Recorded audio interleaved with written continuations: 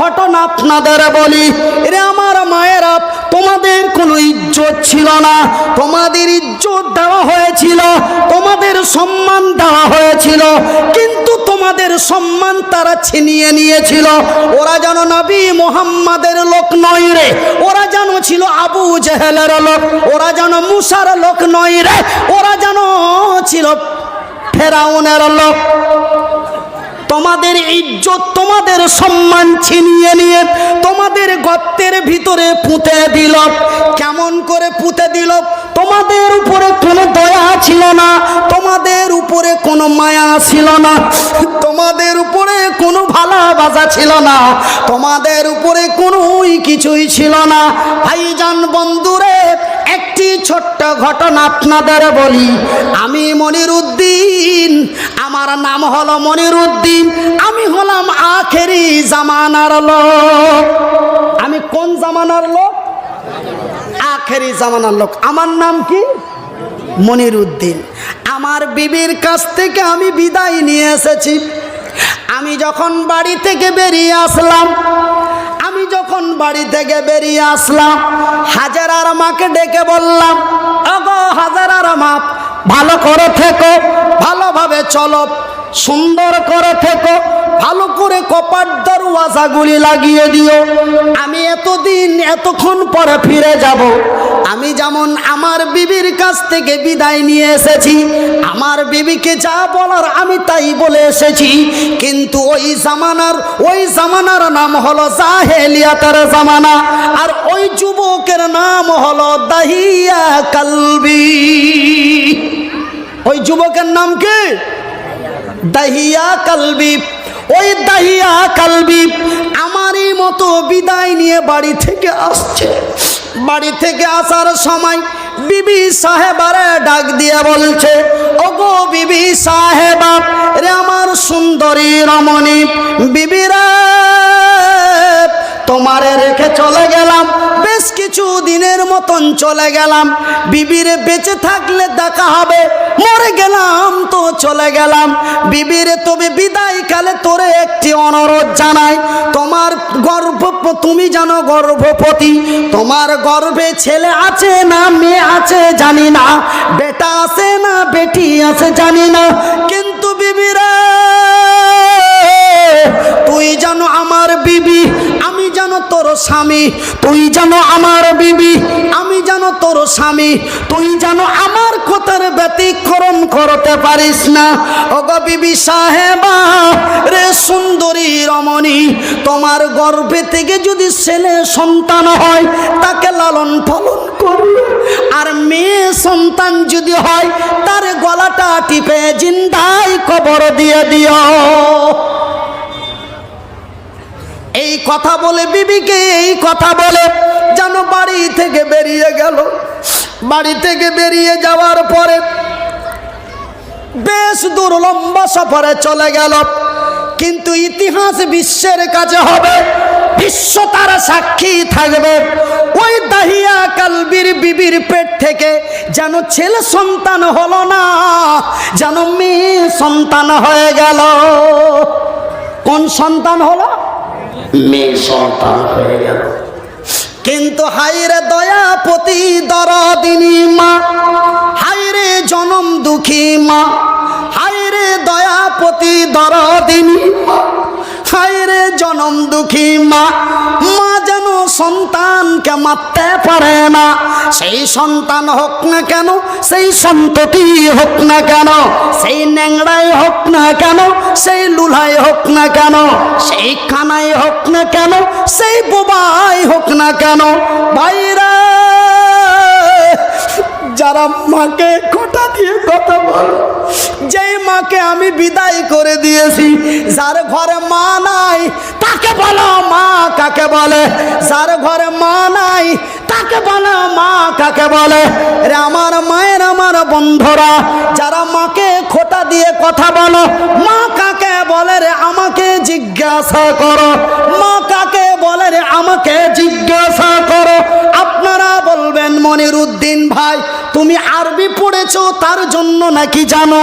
না না না না না না, আরবি আরবি পড়ার জন্য বলি নাই ভাই। আপনারাকে মাকে লালন পালন করতে কষ্ট হয়েছে 8 বছর, আমাকে লালন পালন করতে মায়ের কষ্ট হয়েছে 14টি বছর।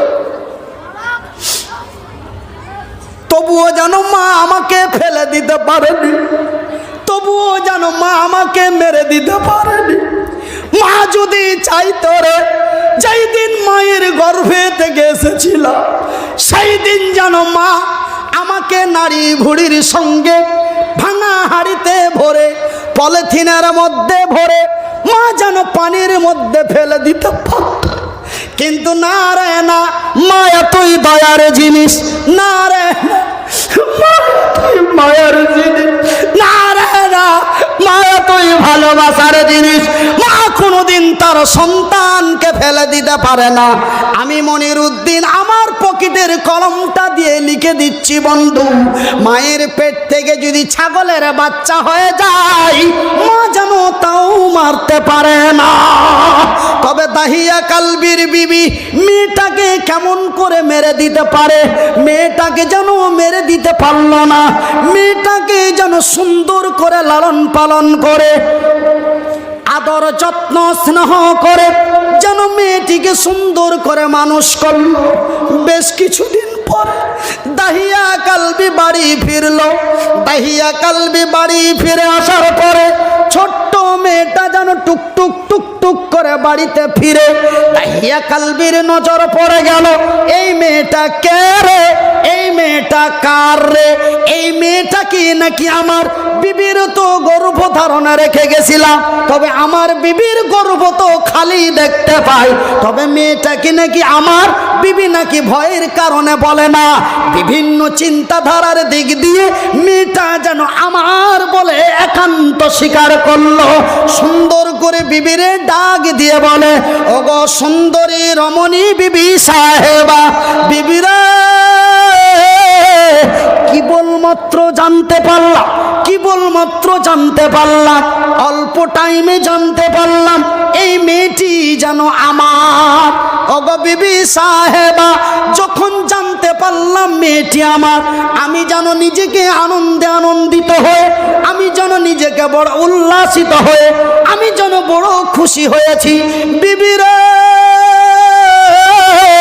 মেয়েটিকে নতুন সুন্দর একটা জামা পরিয়ে, তাকে করো সুন্দর করে গোসল স্নান করিয়ে, চোখে কাজল দিয়ে সুন্দর করে তাকে সাজিয়ে কুজিয়ে দাও।